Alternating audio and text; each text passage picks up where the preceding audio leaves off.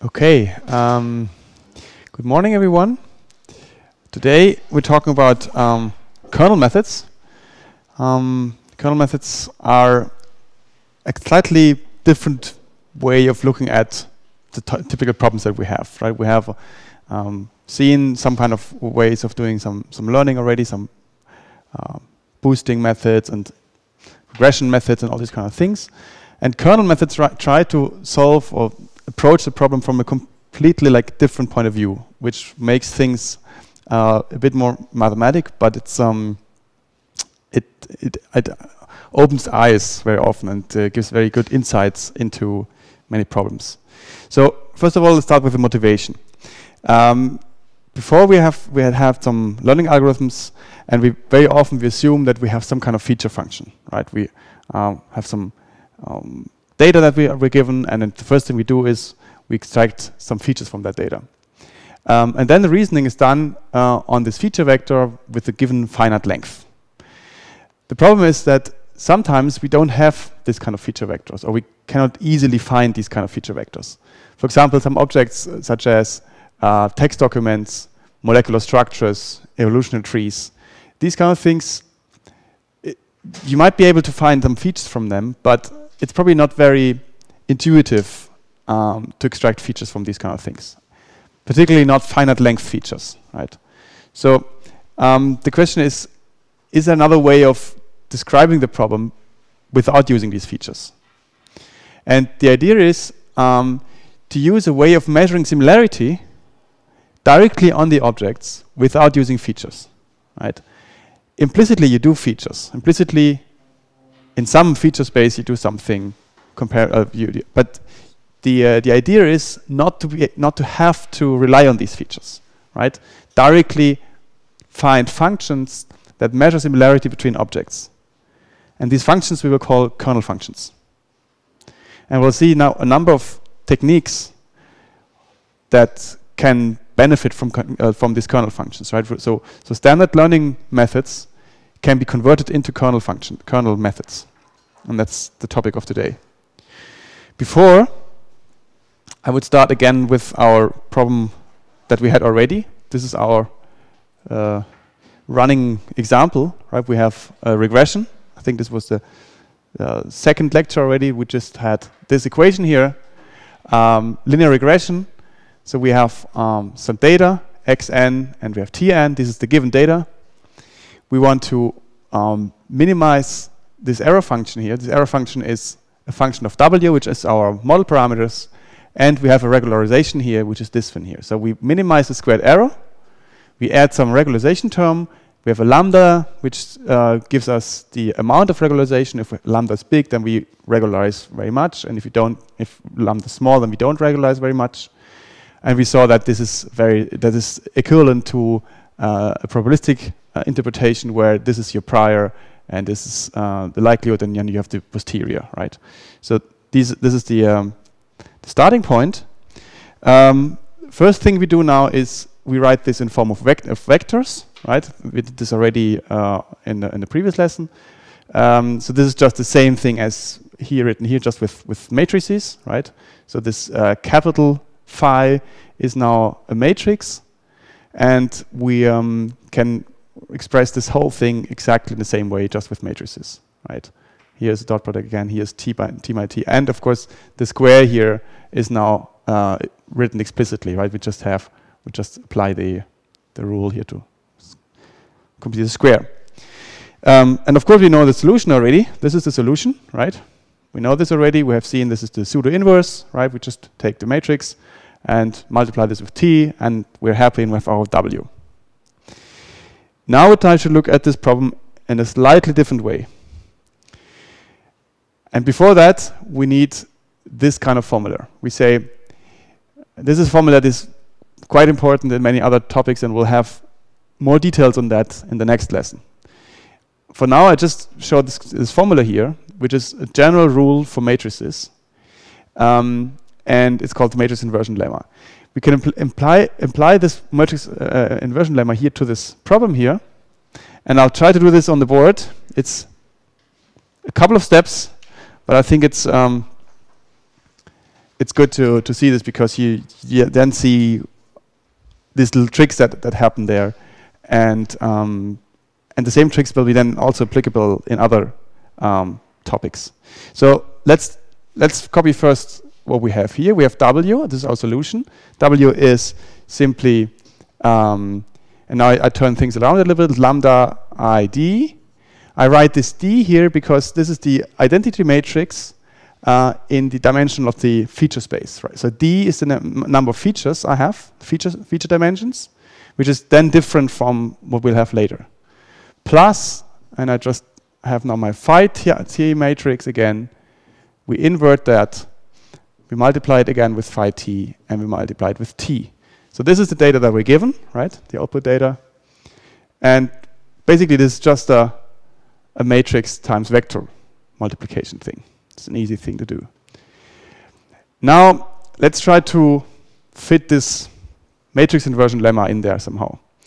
What we do is we just map matrices to each other. We say A is lambda ID.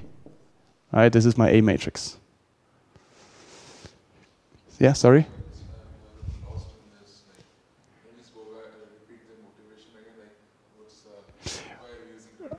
I'm trying to do, I'm getting to the point. What I'm trying to do now is I'm trying to reformulate this thing in a slightly different way.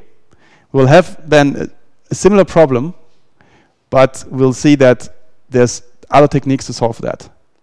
So I'm getting there. So let's just formulate this in a different way. We have A, we have B, we have C, and we have D.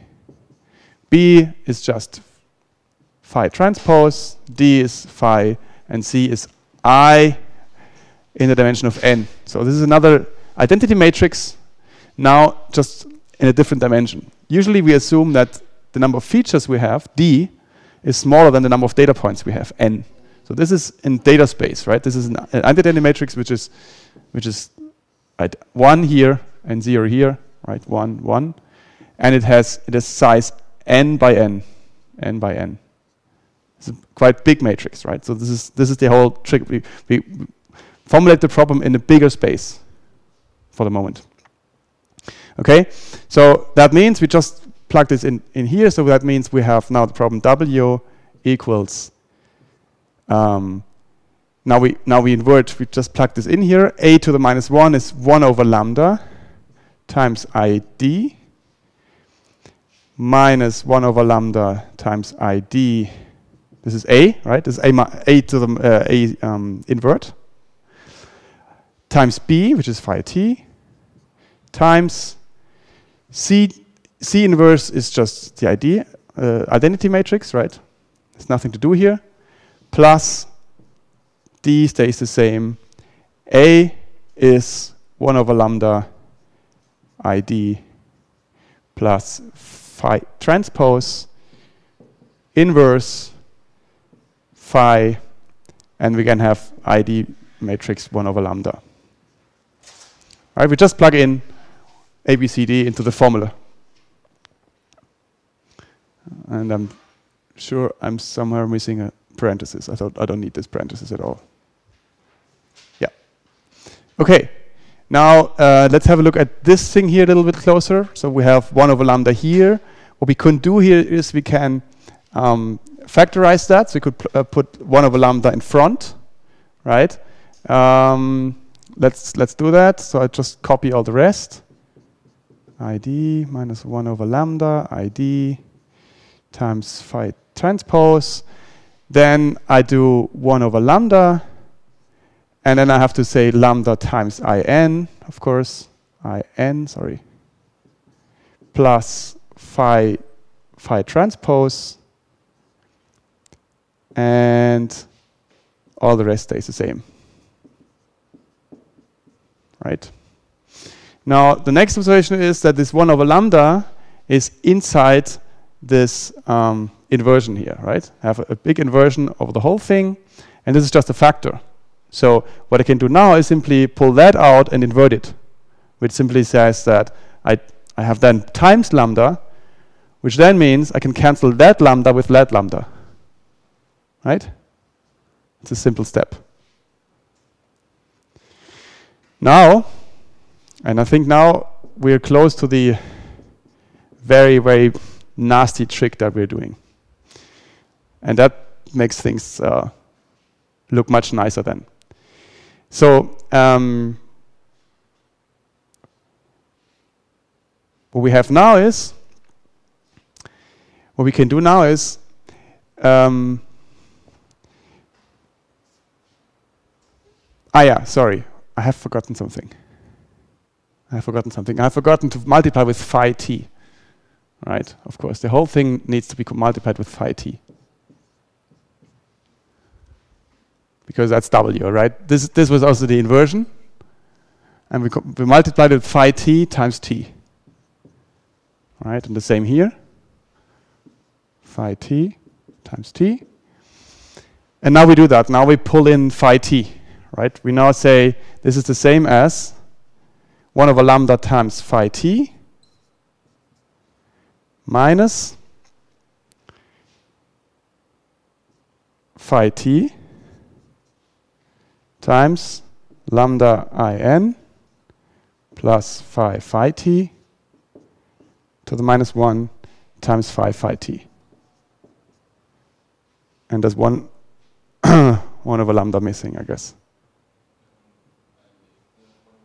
Yes, 1 over lambda, right? It's missing here. This is the one here that I didn't cancel. I only canceled two, like these two, but this one is it's still in there. Yes, it should be still in there. Yes. So and now I can simplify this further by applying a little trick. What I do here is I multiply. This is a matrix of size d by n, right? Phi itself is a matrix n by d. Phi is a matrix n by d, n times d. So the transpose of it is d by n. So I can now multiply from the right side in. Yeah, this is just the identity matrix from the right side. And in I can express as this times its inverse. Right? So what I do is I do 1 over lambda phi t times, now I copy that thing, which is lambda in plus phi t to the minus 1 times its inverse, which is just this, plus phi t. Right? Now we are still here, and we have to copy the rest. Minus 1 over lambda times phi t times lambda in plus phi t to the minus 1 times phi t. Looks much more complicated than before, but we have now a nice thing to do here. Now we have this thing twice, right? We have this factor in front of that matrix and this factor in front of that matrix. We now just factorize that. We just say, hey, just put this outside and the rest inside the parentheses, right? So that is the same as 1 over lambda, copy that whole thing, lambda in plus phi t to the minus 1. Now put a big parenthesis, and all the rest goes into parentheses, which is just lambda in plus phi t minus phi t. And voila, what happens? Phi t just goes away. This thing goes away, this thing goes away. We have lambda in there, which is just 1, right? That's the 1 matrix. So lambda goes in front, lambda cancels out, and everything is nice, right? So we have this very, very, of course we forgot the t, right? This t is always, forgot this always. Right?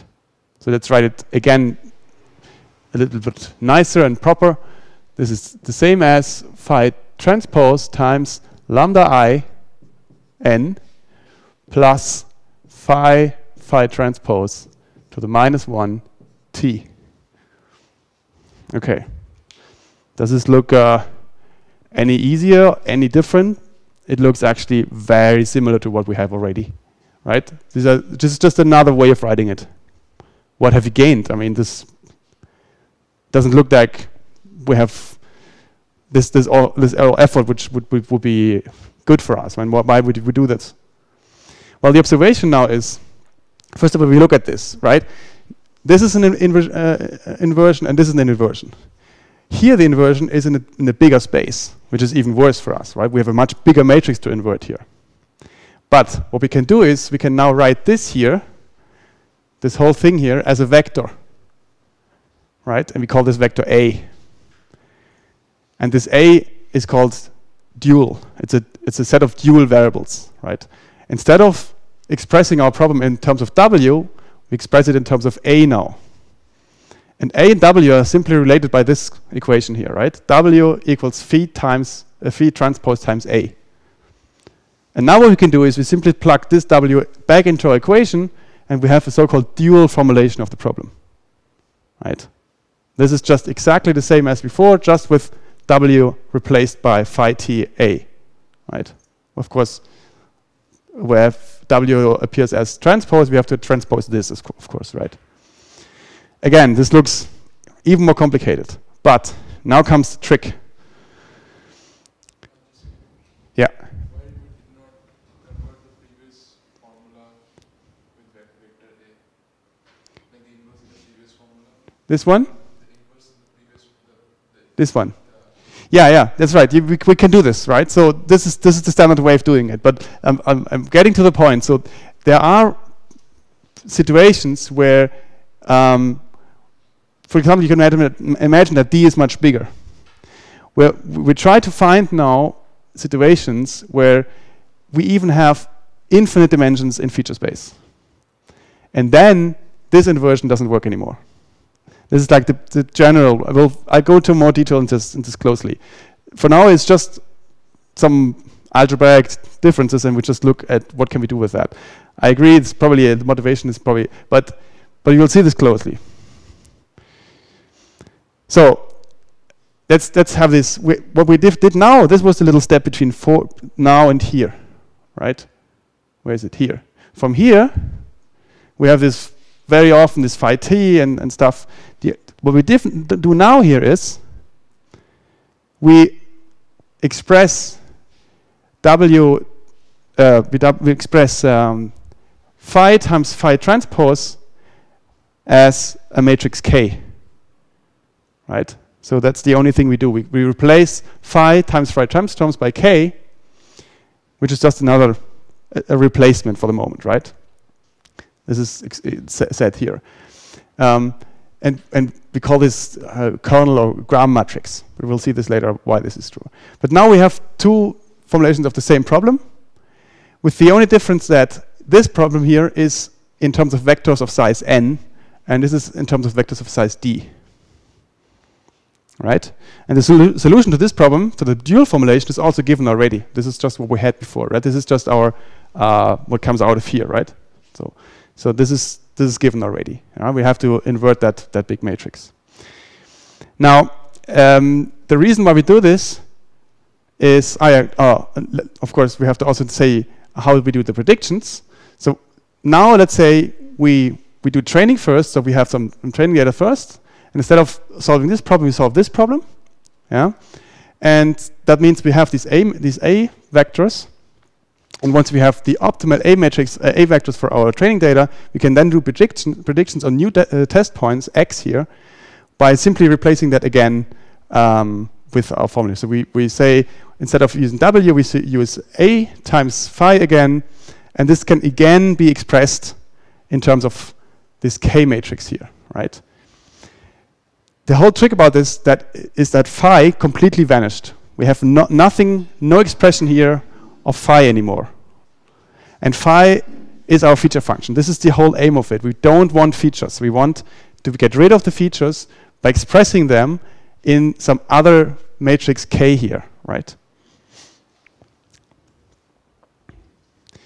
And K can be expressed like this.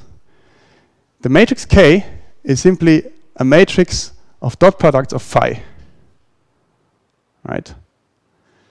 And the vector k is also a vector of dot products of the new point x to be predicted with the training points x1 to xn, right? The reason why I'm showing this is the basic formulation for Gaussian processes. This is just what we will do in Gaussian processes. For the moment, we're not handling GPs, but it's very interesting to see that it's actually just that, right? And the whole trick that we did is that we express our kernel function as a product, as a dot product of two feature functions. Yeah, we simply replaced the dot product by a kernel function, and that's the whole trick of kernelization, right? Yes. Now, this is the slide where you say, hey, why are we doing this? I mean, this doesn't really make sense because we are now in a much bigger space and things are much more inefficient. Why would we do this, right? So for now, we have this matrix to invert, this n by n matrix. Before it was m by m, we were happy with it. Why would we do this? Well, the problem is the idea is by expressing this with the kernel function, we can now deal with very high dimensional feature spaces, right? We can even have feature spaces that are infinite dimensional. And the way we do this is by finding good kernel functions. And the trick is to find a kernel function that corresponds to some phi function in some feature space, but we don't care about the phi function. We only work with k, right? So the idea is to use features, don't use features at all, but simply define a similarity function that is the kernel, which is implicitly something like a feature function, but we don't want to deal with feature functions. We just deal with k. Now, we have seen that we can do this. We can say a kernel function is simply a dot product of feature functions. But we can see this much more general. What we want to have is an inner product in some space H. So that means K should be defined like this here. These are the properties of inner product, but not in our current space, but in the feature space, in some given feature space.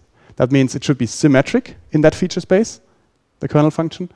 It should be linear, so if I apply linear functions to it, it should also remain, again, in the feature space, not in X, but always phi of X.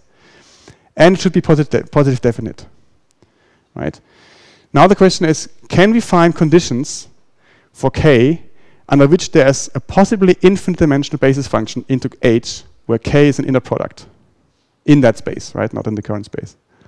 So the whole idea is now to find conditions for K, good kernel functions that imply a mapping into a feature space without having to care about the feature space itself, right? Just we know if I use these kind of Ks, then what I do is basically mapping into a feature space and doing comparisons there in the feature space. But I don't do this explicitly. I only use K functions, which is much easier to use, right? K functions, kernel functions are simply functions that measure similarity. And but of course they have to complete certain conditions. And these are the, this is called the Gram matrix, and this is called the kernel trick, right? So, sorry, I skipped one. Sorry?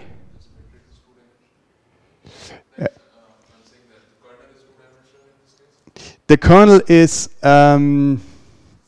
no, so the kernel matrix is n by n, and the dimensionality, I don't know what you mean with, so,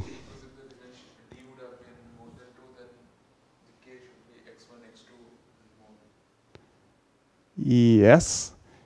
No, the n is the number of training data points, right? What's the question then? Okay. I think lost a bit. I think I'm missing a slide. Yes, there's definitely a slide missing. Oh, no, that's it. That's the slide, sorry. Yeah, so the theorem, so there's an important theorem that we have to know. That's the theorem of Mercer. This says if any biadic or two-adic function k fulfills these two conditions, then it is a valid kernel. Valid kernel in the sense that we find a phi function. We can define a phi function that is a mapping into a feature space, so that the condition is true, so that we have a dot product in that feature space. So what is the conditions? The first one is k should be symmetric, right? K of xi and xj should be the same as k of xj and xi, and it should be positive definite, which means that the matrix k should be positive definite. If that's the case, then there exists a mapping phi into a feature space H, so that k can be expressed as an inner product in that space. Right? Yeah, and now I think it's more clear why we do this, right? Now we kind of throw away phi totally, because we can only work with k's. And we can find k's that have corresponding phis which are infinite dimensional. And we wouldn't be able to find these phis. We wouldn't be able to work with these phis directly, because we can't work with infinite dimensional spaces. But we can work with kernels that correspond to feature functions that have these infinite dimensions. Right? So although it seemed at the beginning that we do something which is not very efficient because we work in a bigger space, in the end, it's a much more general way of looking at it. Right?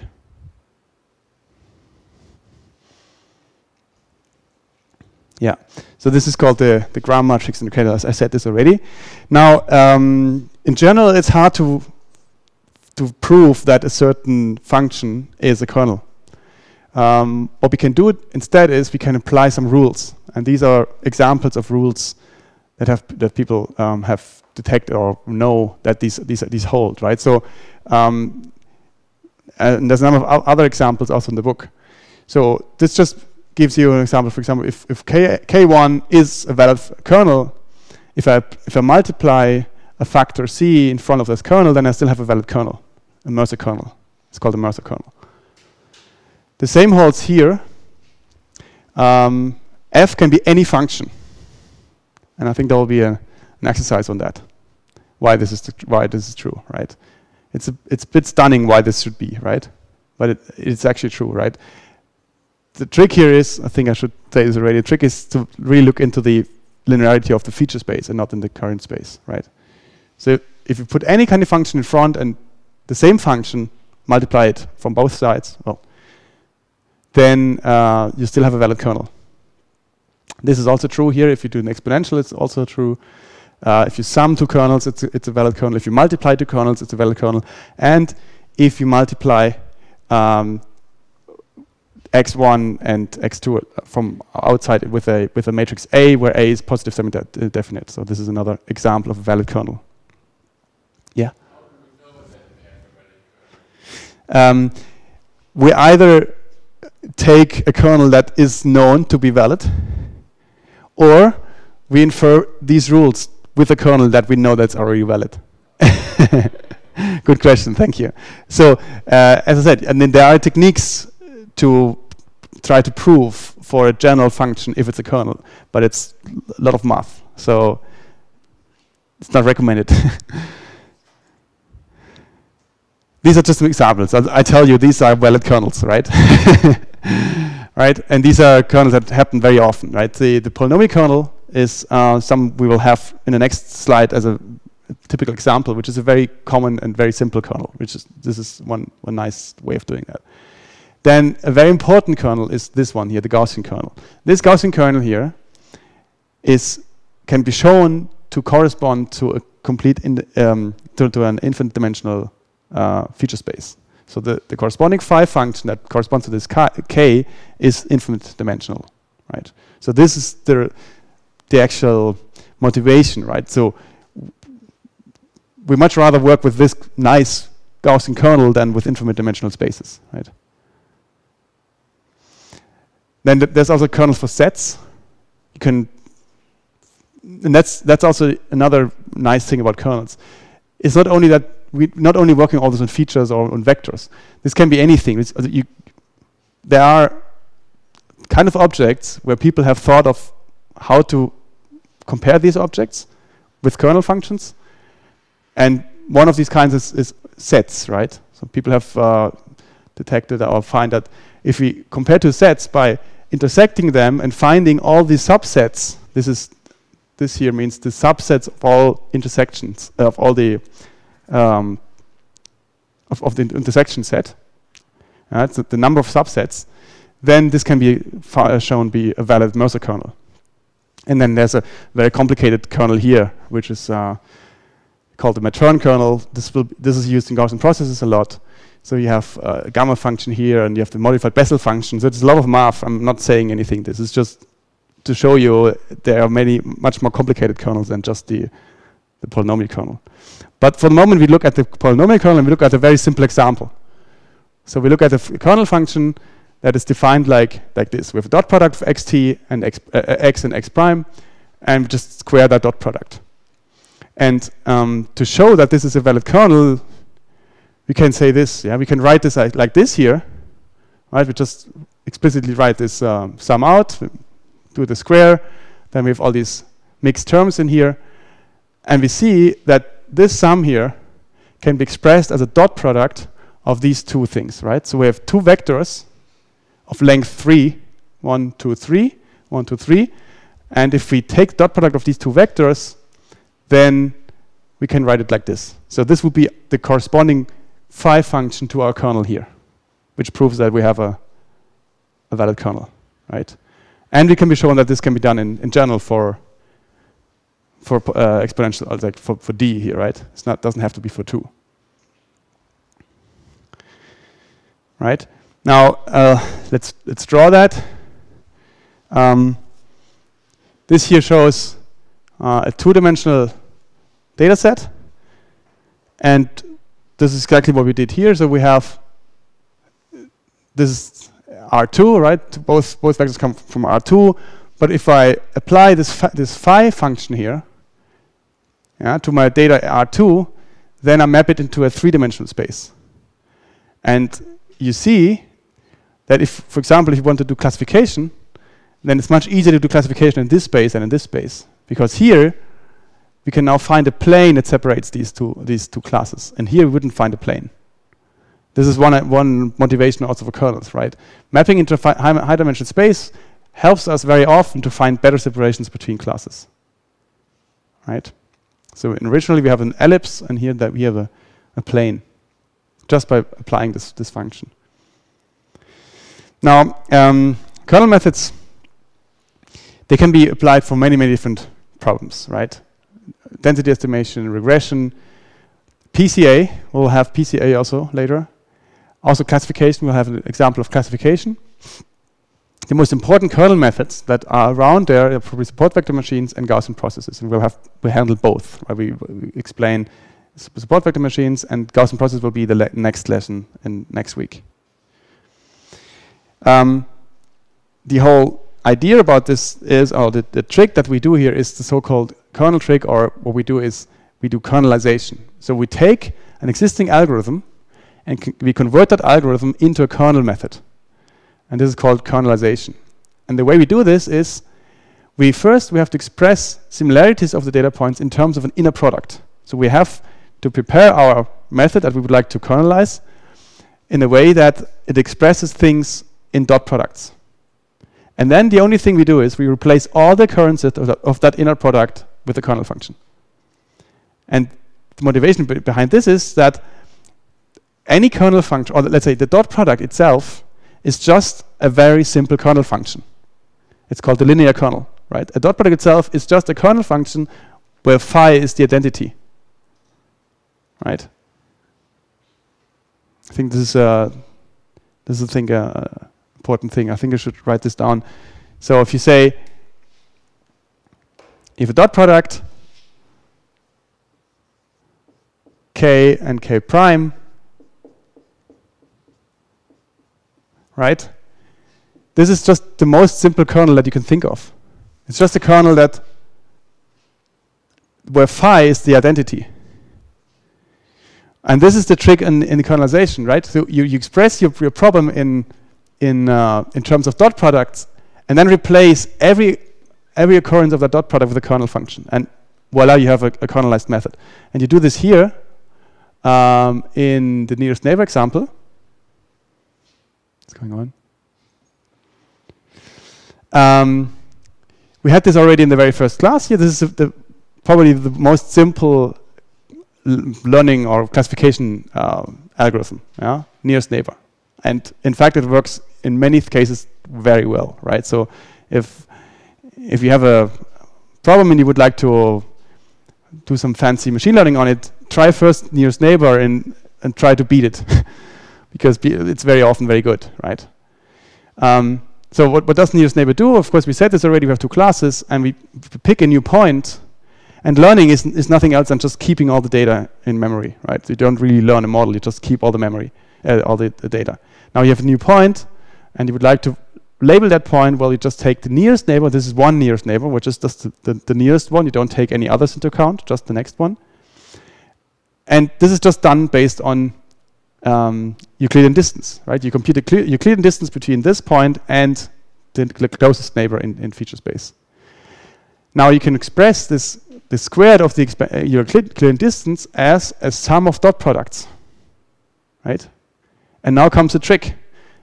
Now we replace every dot product with a kernel, right? Because it's just a simple kernel. Now we can make it more complicated instead of by adding other kernels, right? This is kernelization. Now every occurrence here is now replaced by a kernel. This again is a valid kernel here, as we said this already. We can sum kernels, we can multiply factors in front of kernels. So we have another valid kernel here. And voila, we have a kernelized nearest neighbor classifier, which is then it can then express more difficult situations, right? We can then imagine finding nearest neighbor in a much higher dimensional space, right? Which might return you different nearest neighbors than the ones here, right? So if your problem is complex and your nearest neighbor doesn't work well, you could try to kernelize that. And again, we're not using any feature vectors here. We got rid of all the feature stuff. Just express everything by similarities between data points. And this is the similarity, the self-similarity between data point and another self-similarity, and this is just similarity between different points. Okay. The next example I would like to show is principal component analysis. And we haven't had that so far, right? We haven't had the original algorithm PCA. And that's the reason why first of all, before we go into kernelization, I explain that now, right? It's probably in kind of an unusual way. I should have explained PCA in an earlier lecture first. But my point here is to show how we can, in general, kernelize methods, right? Any kind of machine learning method that works with dot products can be kernelized. Now, how does PCA work? Some of you might have seen PCA already. It's a very common technique. It's not very, I'd say, it's applied very often. So the problem is given as follows. We have a data set. Again, we have d-dimensional feature space, or we say this is features, in some sense. And the idea now is to project the data onto a subspace of lower dimension M, so that the variance is maximized. This is the so-called decorrelation thing. For now, we assume that M is equal to 1, so we project this onto a line. So we have a high dimensional space, and we project that onto a line. So the subspace can then be described by a d-dimensional unit vector, right? This is just a vector in that space, and it has length 1. And then what we also want to do is then we project any data point onto the subspace using this dot product, right? So we have another point xn, and projecting just means taking the dot product of our subspace, which is our line, right?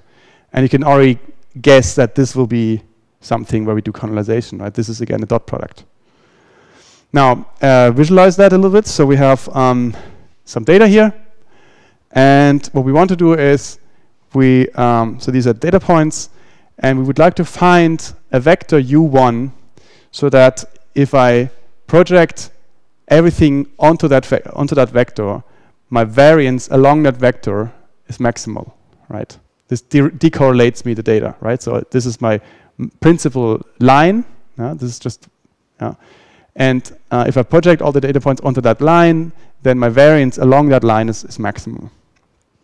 So projecting just means taking the dot product here.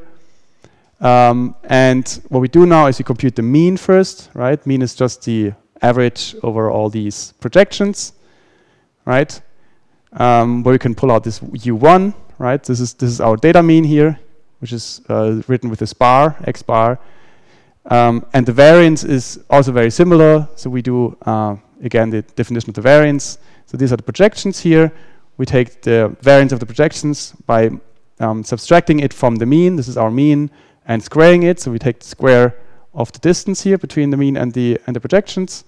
And we can write this in the end something like this here. So again, we can write this as a dot product here, right? This is squared. Now we can pull out U1 because it's not dependent on n, and we put it on both sides. And what we have in the inner here, this is an outer product, a sum of outer products, which is called the scatter matrix. So S is the scatter matrix, right? This is what we do, right? We sum these matrices here, and yeah.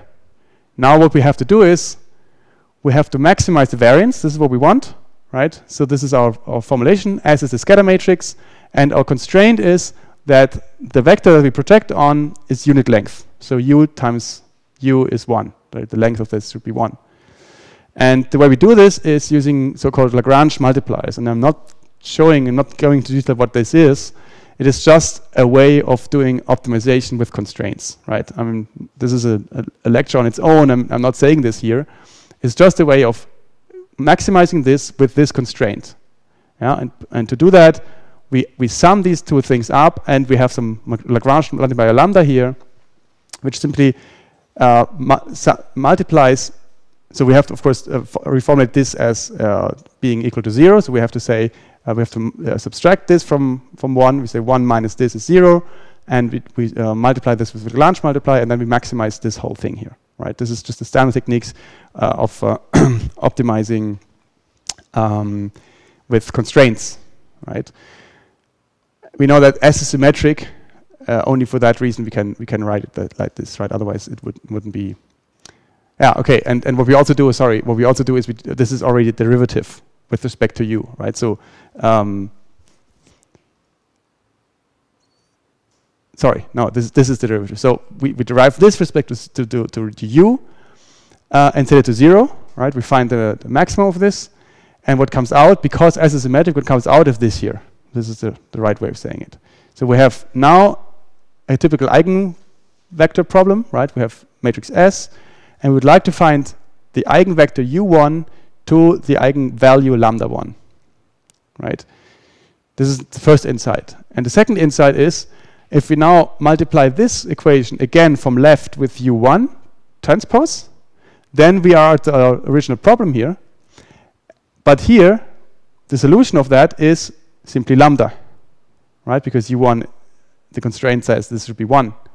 That means it's not only that we look for an eigenvector to a certain eigenvalue, we're also looking for an eigenvector that actually corresponds to the largest eigenvalue, right? Lambda 1 should be largest because we want to maximize this thing here. Yeah? We want to maximize the variance, so lambda should be the one that is maximum.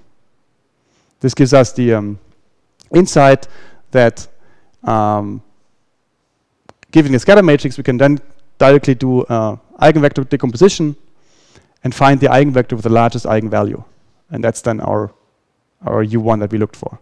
Right, and of course we can go on with that. We can now also find other eigenvectors, right? And of course, we can do this as often as we have dimensions in our feature space, right? We can just do this for the whole feature space and find eigenvectors of that feature space. We could also think of sorting the eigenvalues in a descending way. So we have the biggest one here and the smallest one here, and this gives us this projection, right? This is the principle of PCA. Now, to project data onto this n-dimensional subspace, what we do is we use the dot product. So first, we subtract our mean, and the subtracted mean is then projected onto our new basis, right? So we could think of this as a new basis if we think that M is the same as if we have all dimensions, right? Otherwise, it's the basis of a subspace. Yeah, so this is what I said here. So we can interpret these vectors as a basis in case that they're the same dimensions. Otherwise, it's just the basis of a subspace. And also what we want to do is we can reconstruct the data point X into an n-dimensional subspace. This can be written as this thing here. Why is this true? Well, we have some kind of coefficients which we don't know, right? We have our basis here. These are the M basis vectors, and these are the remaining basis vectors.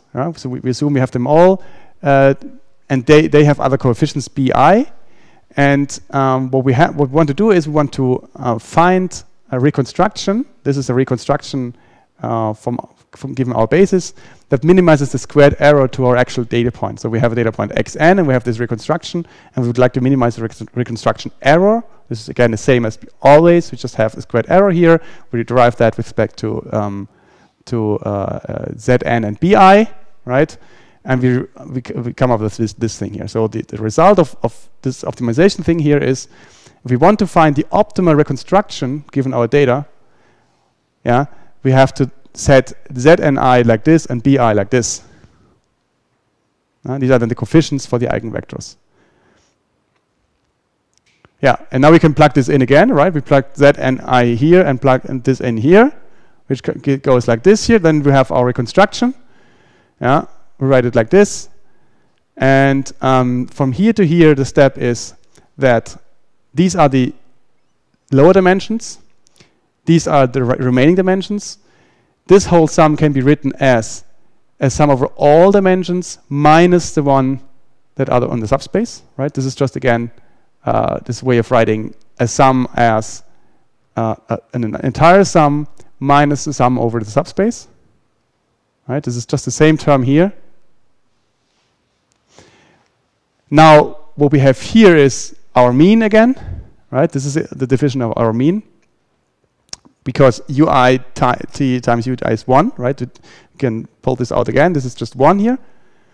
And what we have here is, we can now summarize these into one term. And here, in the end, what we'll have is just a subtraction of these terms here. So if we look at this closer, what we have here is, to find the optimal reconstruction for a given xn, what we have to do first is we subtract the mean, the data mean, project that onto our m main directions, on our principal components. Yeah, these are the eigenvectors. Yeah, project that. This is the second thing we do. Then we back project, and we add the mean again.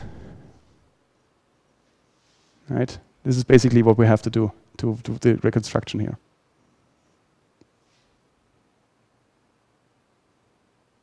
Of course, we sum over all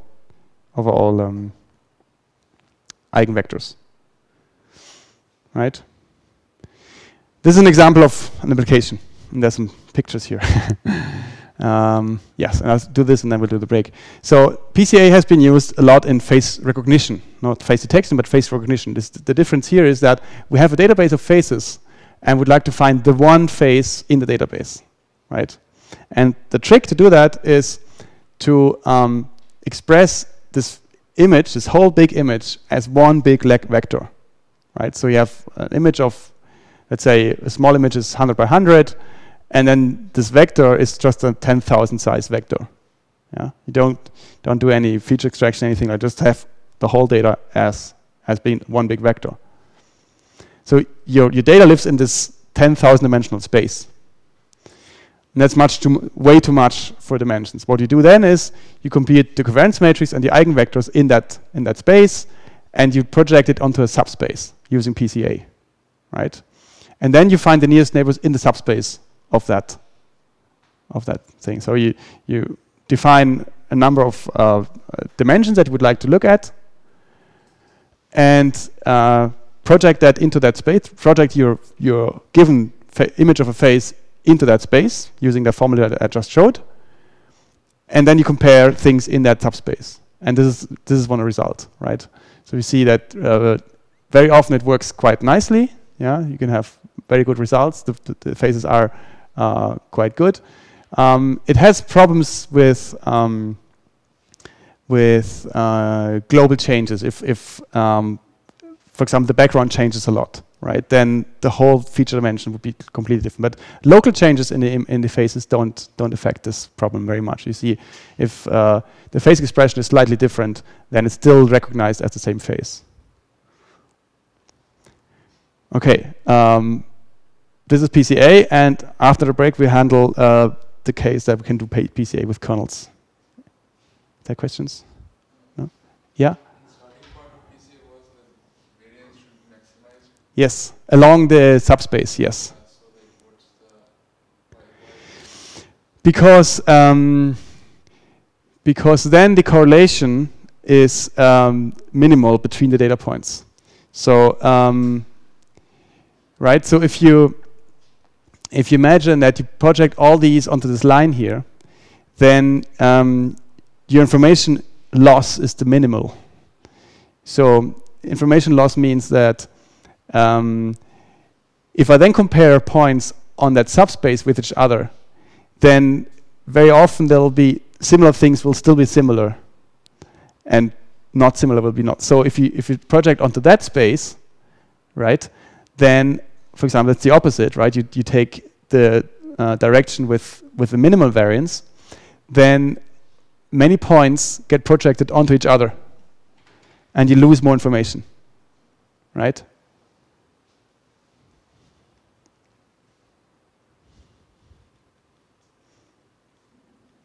Okay, let's have a break.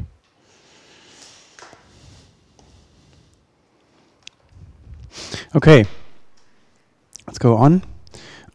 So after this very brief summary introduction into PCA, we are already going into making this PCA even, let's say, more complex, or let's say it's not very complex, but yeah, trying to kernelize it, right?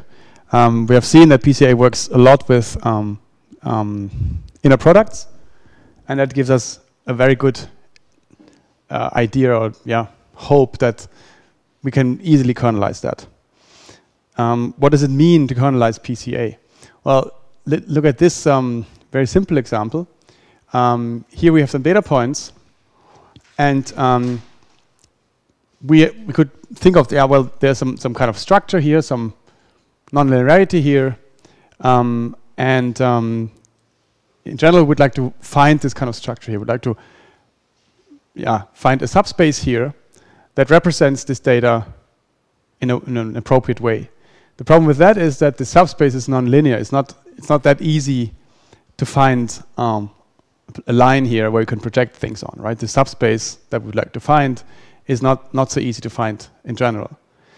Now the trick is, the idea is to find some kind of mapping again, a phi function, to map that in some other possibly higher dimensional feature space, and then in that feature space we can do PCA again, right? Then we apply the same rules as before.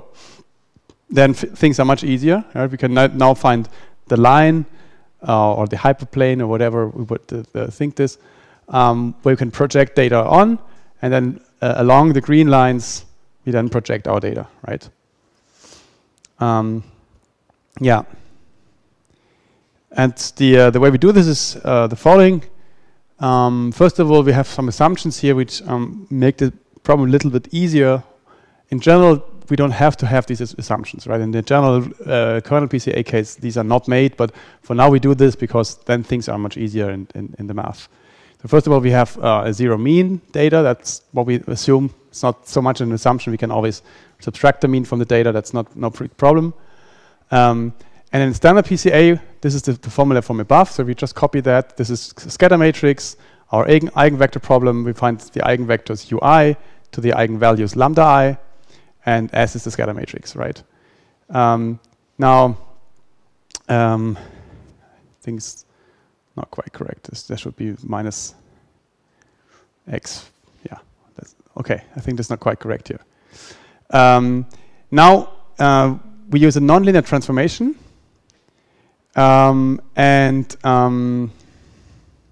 yeah. So this feature function phi is then applied to this xn. And again, we assume that, that's right. So first of all, we assume that the mean in the feature space is also 0, right? So both means are 0 here and in the feature space.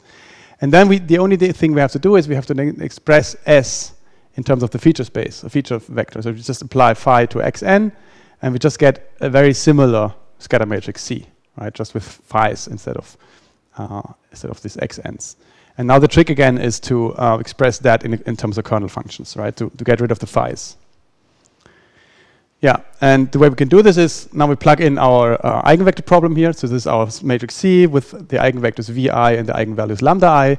The first observation we do is that this thing here is a real value, which means that vi is a linear combination of phi's with some a here in front, right? This thing could be something like an a. Right, this is just a real value. So that there are values a, so that vi can be expressed as a linear combination of phi times ain.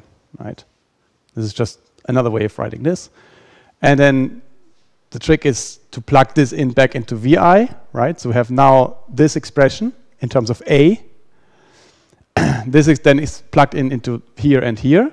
So we have now here an expression of a's and here an expression of a's. And now we have already, we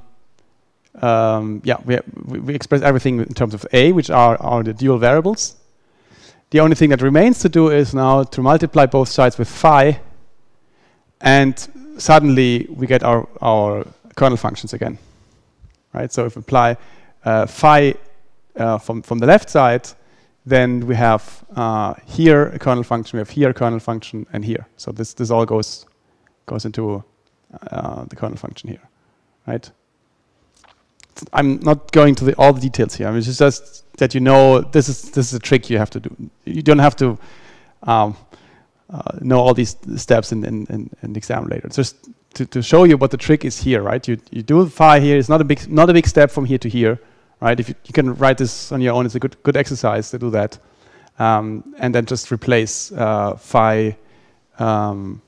Times the matrix phi times phi transpose with k, or other ways you do this here, right? You say phi transpose, the vector phi transpose times the vector phi is equal to the kernel function, right? And now we have got written of all the phi's. We have this expressed in terms of k. Again, these are sums, and we don't like sums. We much more like vector notation. This is the same equation as before in vector notation, right? And now what we have is we have an eigenvector problem in a different space, right? Now K is again our n by n matrix, our Gram matrix, and we would like to find an eigenvector in that bigger space, which is length n now, right? And we find the corresponding eigenvalues to that. Yes, and that's the first thing. And the second thing now is we can now use a new data point x, which is given, and we project that onto our basis, onto our eigenvectors, vi. And we do this by simply plugging in what we just had. So our v, this formula here for v, is just expressed in terms of our phi and our a's here, right? This is just this here, which in the end, again, is nothing else than the kernel function times these a's. And these a's are given from the basis functions, right? The basis vectors. These are the eigenvectors that we get, right? Again, these ai's now are vectors of much higher size, right? We have now the length of these eigenvectors is the number of data points that we have, not the feature space dimension, right? Which of course is this process here is much less efficient, but it works better in many cases because it deals with problems where we can have nonlinearities and so on, right? Again, so we have this expression in terms of the kernel function, and this is just one example of how this could look like. And it's not so easy, let's say, to understand what this means. So what this shows here is a synthetic data set where it's a two-dimensional data set, and these are my, let's say, input data, right? And the kernel applied here was a Gaussian kernel, right? It just uses a standard Gaussian kernel. And then the first thing to do is, once you have the kernel, you can build this kernel matrix here. And of course, then you compute your eigenvectors, right? Now what you do is, you can now use every new x point and project its image, right? Its virtual image. We don't have the image. We don't have this phi function here. But what we virtually do is map that into this high-dimensional feature space, right? And project it onto the eigenvectors, onto the first n eigenvectors, right? Again, the eigenvectors are hard to visualize here because it's an n-dimensional vector, right? It's not in the standard PCA. In standard PCA, this would be a two-dimensional vector because we have 2 dimensions here. But what we can do is we can now use all the points here, all the 2D points in this space, all pixels, actually, right? Pick every pixel, apply this phi function implicitly, and project it onto the first, second, third, and so on eigenvector. Right? This is what happens here, and then you get a number. At that number you can plot. This is the green color. That means the higher that value is, the lighter is it, and the lower that value, the darker is it. And these contours here, they give you they have same values there, right? These contours of same values. So this is kind of a 3D shape thing. It's a valley and like some hill. And that's interesting because now you see that you can separate the data. Right? There's some data here, which of course it's Gaussian, and there's some considerations why you use the Gaussian kernel here. But you can see that with kernel PCA you can do basically clustering. You can cluster these 3 classes here just by projecting them onto the first 2 eigenvectors. Right? This is the first eigenvector. You see it clusters out this part, and the second one clusters out this and this. Right? So you have a decision there to cluster points here, and you can also say, you can also tell which eigenvectors you would like to choose. You just take the ones which have the highest eigenvalue. These here have smaller eigenvalues, and they're probably not so sufficient, not so ideal for clustering. Hope this is clear. It's not obvious, but I think it's a nice trick. Okay, let's go to a different and probably more important topic, which is classification. There's one very important algorithm, kernel algorithm for classification, which is the support vector machine, and we'll have this now. We have seen that kernel methods work for PCA and for regression. For classification, apart from the support vector machine, there's also the Gaussian processing, which I said already we'll have next week. SVMs, support vector machines, are probably the most used classification algorithm today. The reason for that is manifold. First of all, it works very well in general. It's a very sound theory. It has been investigated a lot, and there's good code online. So I think that's probably the major reason, right? People just download code and use it, and it works, right? It's amazing how well it actually works. Everyone who knows or has done some library, some software already knows that it's very hard to write code that works really generally on all platforms with all kinds of data and everything.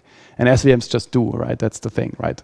If you don't know anything about classification, go to libsvm, download it, install it, and it will do something, right? It will do some learning, and you could be happy and can put that into your paper if you want. Well, but it's not only that. It's an amazing algorithm, and I could probably talk hours on that. I don't want to do this because there's probably also other lessons that cover that, so or other lectures. But it's an important algorithm, so the reason why I show this here. Okay, so the main idea of plot-bank machines is again using kernelization to map into some high-dimensional feature space, and in that high-dimensional feature space, we'd try to do a linear separation between the classes, right? And the principle of this linear separation is called the maximum margin separation. So this is called here the maximum margin. So again, we start with our very simple equation here. We have some model here with a linear model. We have model parameters W. We have feature functions phi of our data. And this is our bias parameter, which simply shifts our data a little bit. So this is just an equation of a hyperplane in some space, right? For now, we assume that data is linearly separable. So we find a line that separates the data, and we do binary classification. So the output TI is usually called is the output of our training data, right? So we have given XIs and given TIs, and the TIs they're either -1 or +1. So we have binary class here. -1 just means background, and +1 means class, right? Again, so we have the parameters of the hyperplane. This is the normal vector of our hyperplane W, right? This is the feature function, and this is the bias parameter, right? This is how it looks in the drawing. We have again our data here. This is green data and red. So we have the two classes here, a green class and a red class, and we'd like to find a plane that separates these two classes, and the plane is represented using this normal vector W, right? W is the normal vector for a plane, and the way we want to do this is we'd like to maximize the space between the closest point to the plane and the plane itself, right? So by definition, there's always one point closest to the plane from either class. And now we'd like to fit this plane so that the distance to both of these closest points in both classes is maximal, right?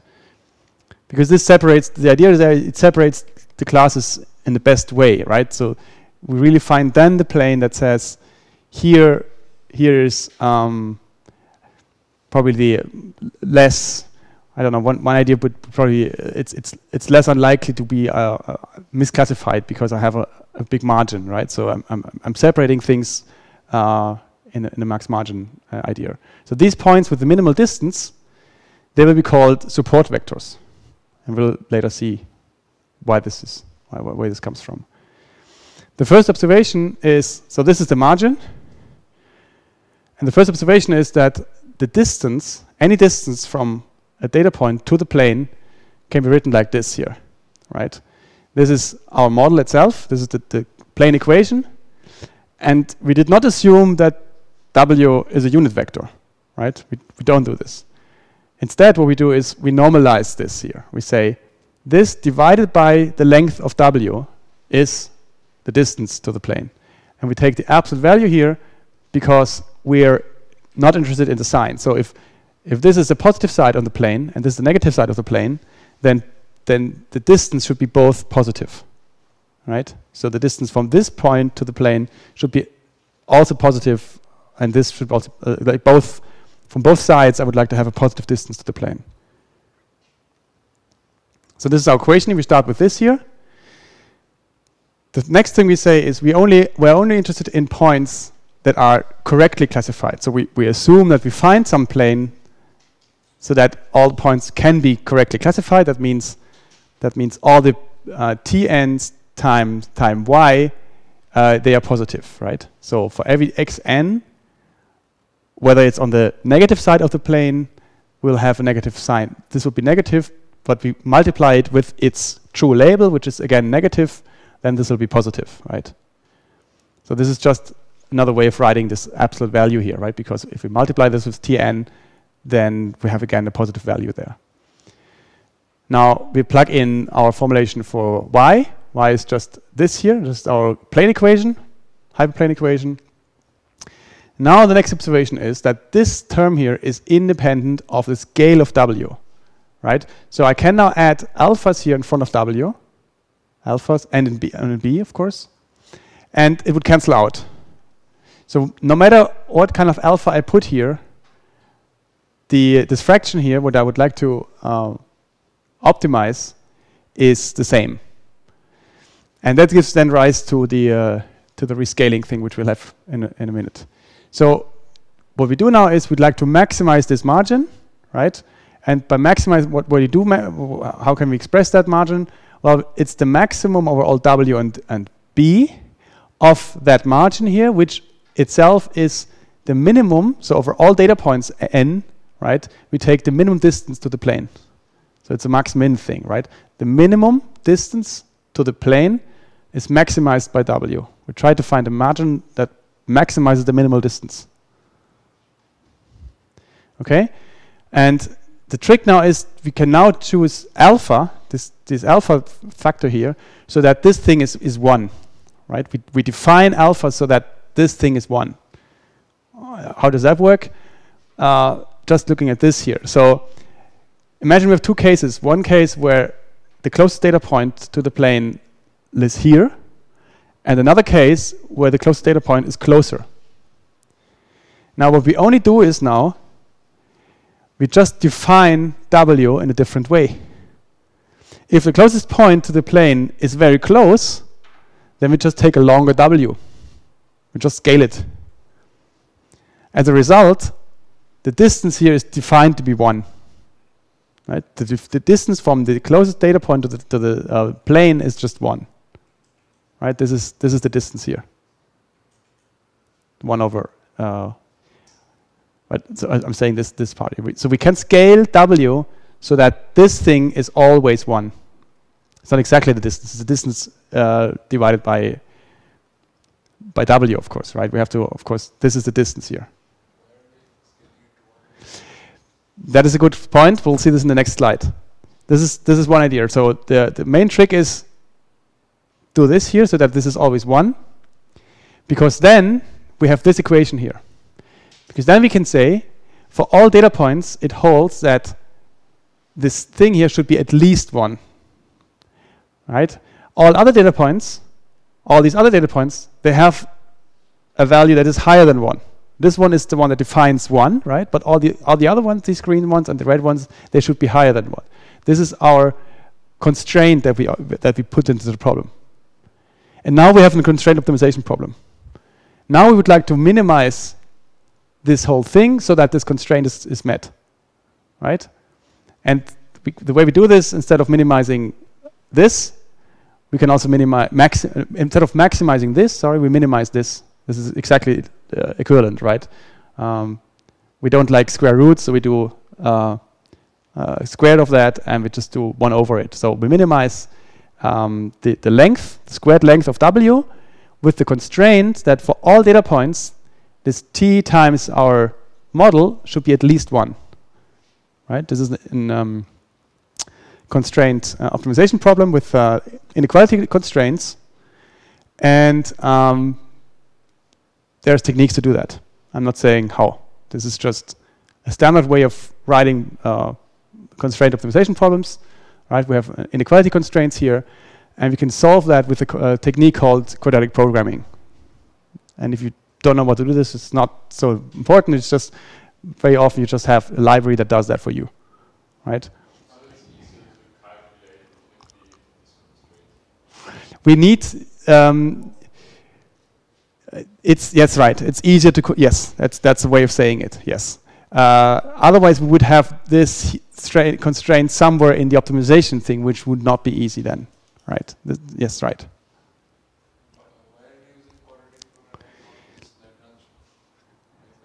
That is right. We use actually in the end we will do Lagrangian. This is the next slide. So Lagrangian. Okay. the Lagrange multiplier, this is just a way of writing this. So this is just what we can do is, again, as I said before, we can use a Lagrangian here. We set derivative with respect to 0. We get these two conditions, right? And then we can plug this in back into our formulation. And we have now the dual formulation of it, right? Now the L function here is not in terms of W and B. Now it's, well, sorry, it's not in W and B, but it's only in terms of the Lagrange multipliers, right?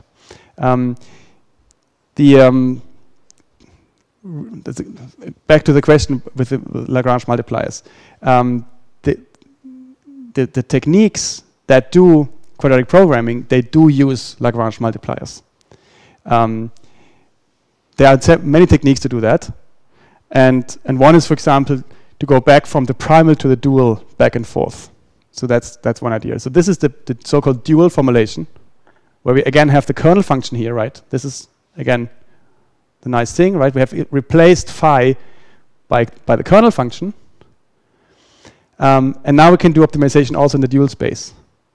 And we go back and forth and back and forth. This is the one algorithm that does that. And it uses Lagrange multipliers. Yeah. These are the constraints, of course. Now in the dual formulation, we also need constraints, right? Again, I'm not going to the detail of that. This is just another way of writing this problem here. The interesting part is that we have now expressed our phi functions in terms of the kernel, right? Now here we have the kernel, and now we can use any kind of other kernel functions with support vector machines, right? Again, the simplest example of a kernel function is the identity, and then we have again the linear kernel. We can also have other kernels. I think we said this already. This is the kernel that we just had some slides ago. This is a polynomial kernel, but you can also have Gaussian kernels and other things. Now the trick here, again, for the particular case of the IVM is if you find an optimal solution to the dual form of our constraint optimization problem, right? We have to look at the dual form. Then we can replace the kernel by any other valid kernel, right? So instead of using this dot product of phi's, we can use any other kernel which is valid, any other Mercer kernel that is valid. Yeah, so if we now have a nonlinear feature transform, we can obtain nonlinear decision boundaries, right? So this then means if we thought that it's a bad idea to find hyperplanes, now we know that it's not actually so bad, because if we have a good feature function here, a good kernel that maps into a very high dimensional space, which can be completely nonlinear, then this mapping, I mean, then it can be, it's in the ideal case, in that very high dimensional feature space, we will find a plane, right? And we saw this example already in the very first, in the first slides. Should I go back again? I think I should do that. Yeah, I go back. That was this thing here, right? This is the exact idea of SVMs. I map into this high dimensional space, and for this particular example, of course, I see that there is a plane that separates the data. It's not clear that it always exists, but there's good hope that if I add more feature dimensions, that things are easier to to separate.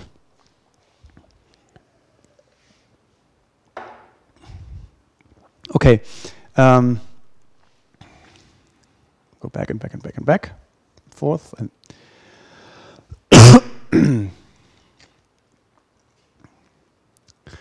now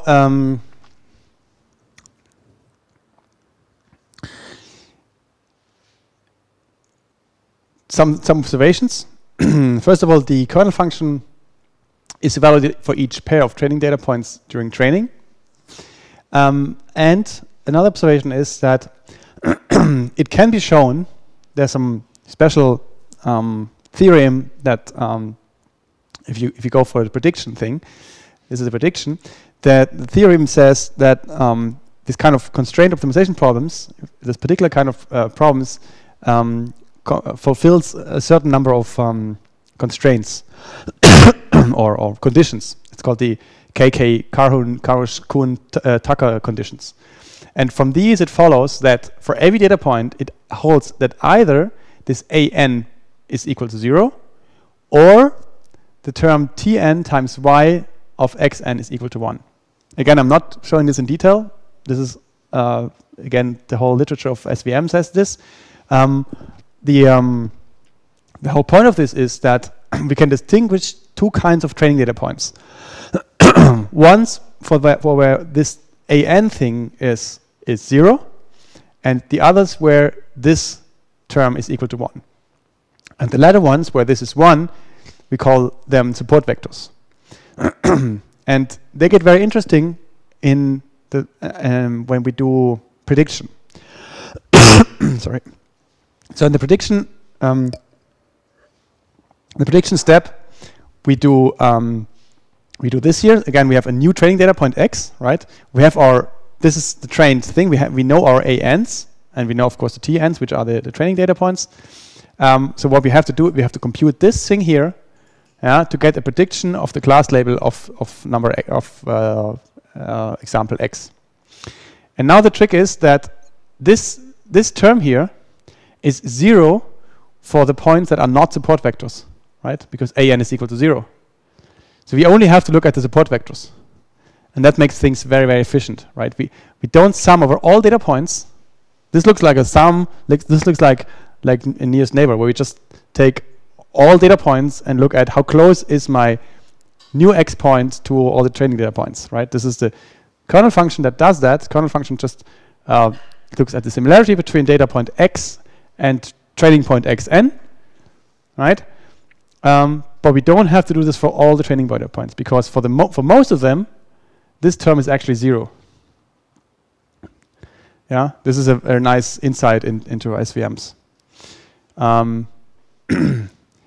Yes, and another observation that another thing we'd like to know or say about this is that so far we have only 2 classes. We can also generalize this case to multiple classes. We can have, for example, many classifications, one-to-many. We have to also one-to-one. We can have, if we have many classes, then we distinguish one class against the other. Yes, so these are, we can also organize pairwise classifiers in the graph. These are ways of doing multi-class classification.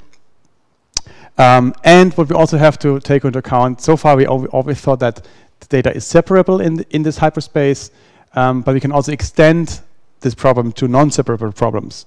And the way we do this is using so-called slack variables.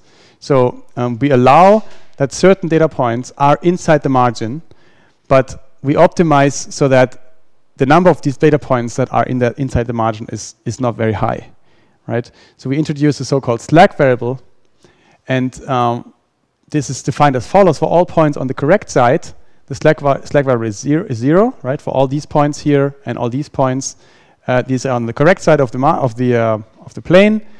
The slack is 0.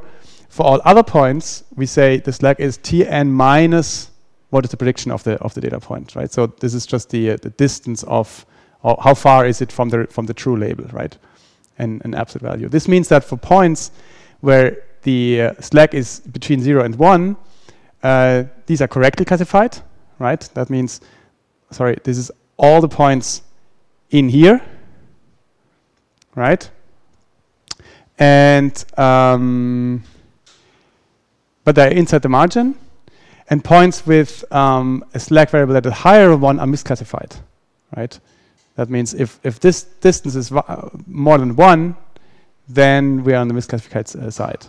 So, and to do this, the only thing we have to do is we just have to modify the constraints, right? This was on a constraint before, and now we just say that tn times yn should be bigger than 1 minus the slack variable, right?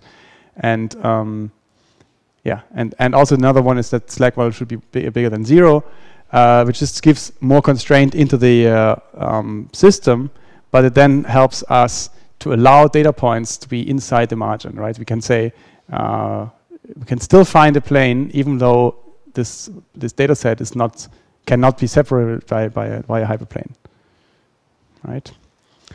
Okay, yeah, I think we're already at the end. I did have some more slides. I thought it would be good to not put everything today. I think we had enough of math today. There are, I will, I think, cover a number of other topics on kernelization probably next week. Doesn't make sense to start this now. For now, I just summarize and say, in general, we have kernel methods that are used to solve problems by implicitly mapping the data into a high-dimensional feature space, right? So this is the whole idea. The feature function itself, and that's important, is not used, right? We want to be able to use feature functions that have very high dimensions or even infinite dimensions. And to do that, we need to express our problem in terms of kernels, right? So we have to find a way first, to express everything in dot products, and then we say dot products can be replaced by kernels. Applications are manifold. We have seen right now, when you've seen PCA classification, we have seen some regression, right? Kernel regression we have seen. And you can imagine that there are many algorithms around where wherever you use dot products, you can use kernels. A particular class of kernelized classification algorithms are the so-called support vector machines. And yeah, I said I didn't show most of the details in math and support vector machines, but I think the idea I hope the idea came across, because that's the main part here. Support vector machines learn a linear discriminative function between two classes. This is the hyperplane, and it's a hyperplane in some space, which is defined by the kernel. And we can do learning in SVMs very efficiently. Okay, thank you.